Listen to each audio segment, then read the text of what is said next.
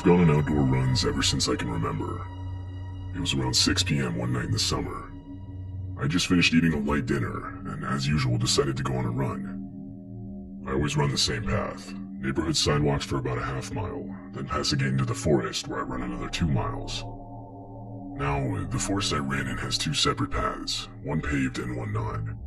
The unpaved one is more scenic, so I'll usually take it on the way in. I'll then take the paved path when I turn around and start heading back. The paths into the forest are a bit hidden. I don't think many people know about them, so they're usually not that busy. It's actually kind of rare for me to see another person on my run. But of course, every once in a while I'll meet some people walking their dog or something. But other than that, I'm pretty much alone. Well, at least I thought I was. I've been running in the forest for a while now, when I heard a notification coming from my phone. It wasn't a text message, rather an airdrop notification. I could tell from the sound. I panicked. Clearly someone had to have been close to me to send this. I tried to play it off like I didn't hear it and kept running for a few seconds. I then stopped to change the music. In reality, I was pulling out my phone to look at the notification. I clicked on it, and my heart sank. It was a Snapchat picture of me mid-run with the caption, "Come back." Clearly, it was taken just seconds ago. I was wearing the same clothes in the picture and everything.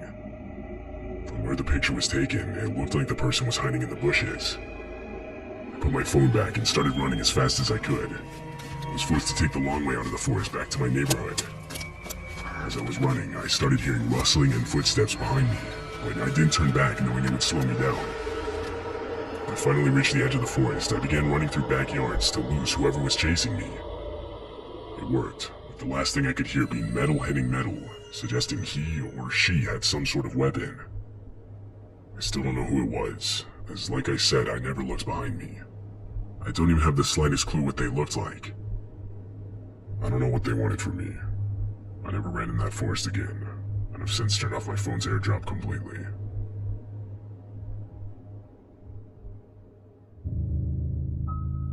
My brother-in-law and I were on a road trip across the country.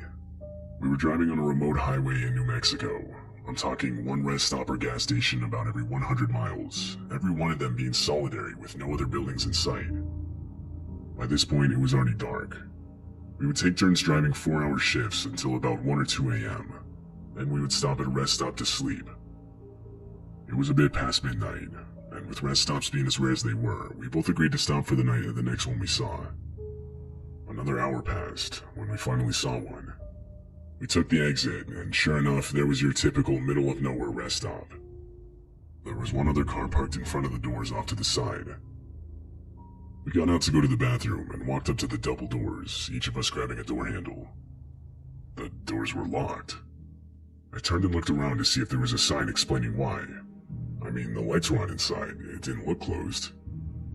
I cupped my hands to the door and further surveyed the inside. That's when I saw it. There was a splash of bright red on what I assumed was a closet door near the back. I suddenly realized that I was looking at a huge streak of blood. From the color alone, I could tell it wasn't dry. I froze up. My brother-in-law began banging on the door trying to get someone's attention. I stopped him and pointed out the blood on the wall. I could see the color disappear from his face as he noticed it. We both turned to leave. As we were getting back inside our car, I took a better look at the other car in the parking lot. It had no plates, it had multiple dents, and there was an empty gun rack in the back window of it. We pulled out, and as we were driving off, I saw the door to the rest stop start opening. I didn't really see anyone though. We pulled away before anyone actually came out. We weren't able to call the police for at least a couple hours. We had no service. When we finally did, they assured us they'd inspect the place.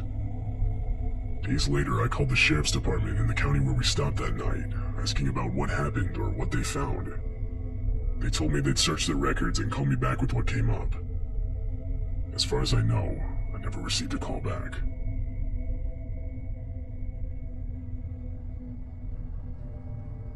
I was home alone with my dog. It was around midnight, and I decided to let him outside one last time before going to bed. I opened the front door, and he went off running out into the night. I then closed and locked it while I went to go get ready for bed. This was pretty routine. After using the bathroom, he usually liked to walk around for a few minutes before coming back inside. As I was walking back downstairs, I could hear scratching on the door.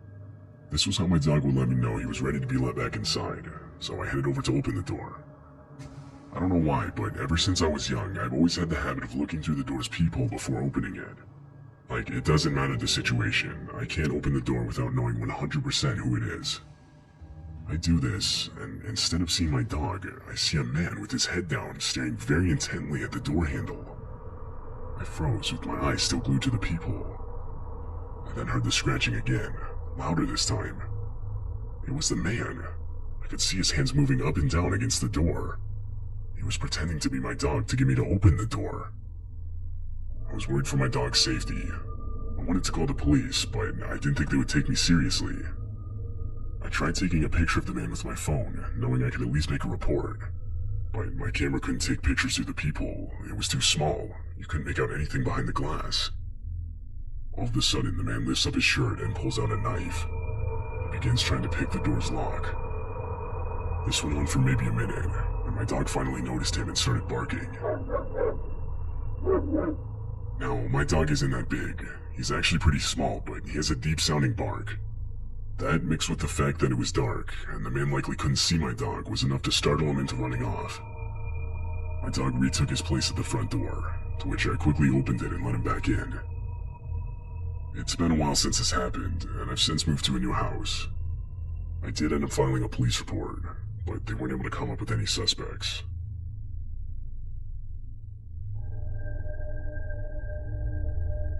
I'm currently living in my car after being put in a poor financial situation because of some circumstances that I won't mention. I'd just gotten off of a long shift at work and was extremely exhausted. I parked in some random Walmart parking lot and got into the back of my car. I reached over and put the keys in the ignition so that I could keep the heat on. I laid down and fell asleep right away, unfortunately forgetting to lock my doors. Now, I've always been a heavy sleeper. It takes a lot to get me up. I remember opening my eyes, my other senses slowly coming to me. It was still dark outside, and there was this slight humming sound. I instinctively looked out one of the windows. I could see trees quickly passing by. Someone was in the driver's seat and the car was moving. They were wearing a hood, so I couldn't see their face. I slowly reached over to the passenger side back door compartment where I kept a knife. I grabbed it and abruptly pointed it at the guy as I screamed at him. He must have seen the knife through the rearview mirror, as he didn't even look back at me before slamming on the brakes, opening the door and getting out. He ran in a straight line directly into the forest that was covering the road on both sides. I sat there trying to catch my breath.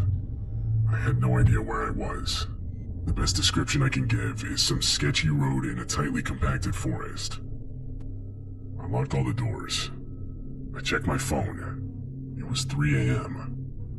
I had no phone service, so I turned around and started driving back until I got some.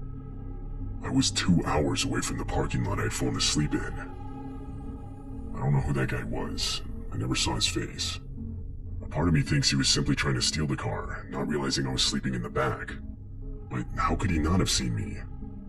I worry it was an attempted abduction.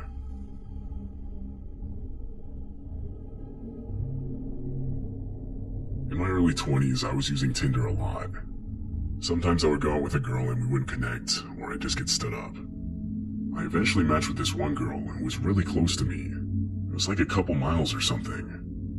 I knew this Meta profile must have been new, because I'd already been on the app for a while now, and it was getting to the point where it was starting to suggest people that were really far away.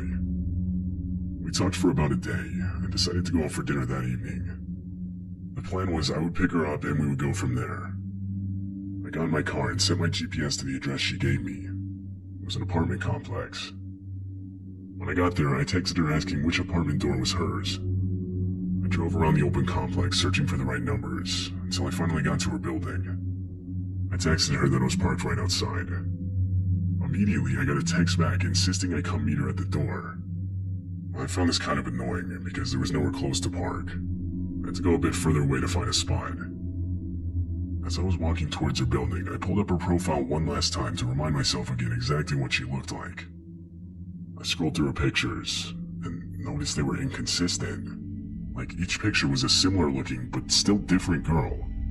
I had no idea how I didn't notice this before. I gave her the benefit of the doubt and just assumed it was some of her friends or something. I walked to the door and was surprised to find it was unlocked and even slightly cracked open. I reached out my hand to knock, but before I did, I heard a voice from behind the door whisper, "Be quiet, he's coming up to the door." It was a male voice. I got a gut reaction to leave or something was going to happen to me. I turned around and ran out of the complex back to my car. When I got home, I checked my phone and saw that I had 2 new notifications, both from the Tinder account. One said something like, "I saw you, where'd you go?" and the other said, "Come back." I ignored these messages, but before I went to bed, I got another text from the account. This one simply said, "We got your license plate number." I deleted the app right then and there.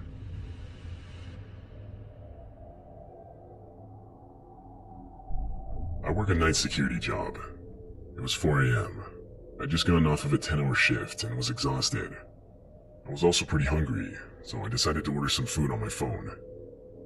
I placed my order and put on a movie as I waited. Eventually, I hear the doorbell ring. I'd set the option to contactless delivery, so I waited to get the photo sent to the delivery app before I got up. A couple more minutes pass, and I see the photo of my food on the doorstep. I was about to get up and go get it, when I heard aggressive banging on the door, followed by a man's voice yelling out that my food was here. I was a bit annoyed that the driver was still here, because again I had the option set to contactless delivery. I pulled up the app and texted him this, saying it's okay for him to leave. The banging continued. I was waiting for him to finally see the text and leave, but that never happened. I finally decided to just open my door and tell him in person. I walked up to the door and opened it. Immediately, a grimy-looking man lunged at me, but what he didn't realize is that I'd yet to unlock the screen door as well. Seeing all this, I slammed the main door and relocked it. I called the police and reported the man. When they arrived, he was gone. We opened the delivery app to try and find out who he was. When we did, I noticed I had a text back from the driver. It was a confused message explaining how he had left the moment he took the picture of the food, and how he was never banging at my door. He had no idea what I was talking about. I ended up filing a report with the police, and that was it. I don't know who that guy was then. I don't know what he was planning that would make him go so far as to fake being my delivery driver just to get me to unlock the door. I still think about how he lunged at me, and how if I had left the screen door unlocked, he easily could have gotten inside.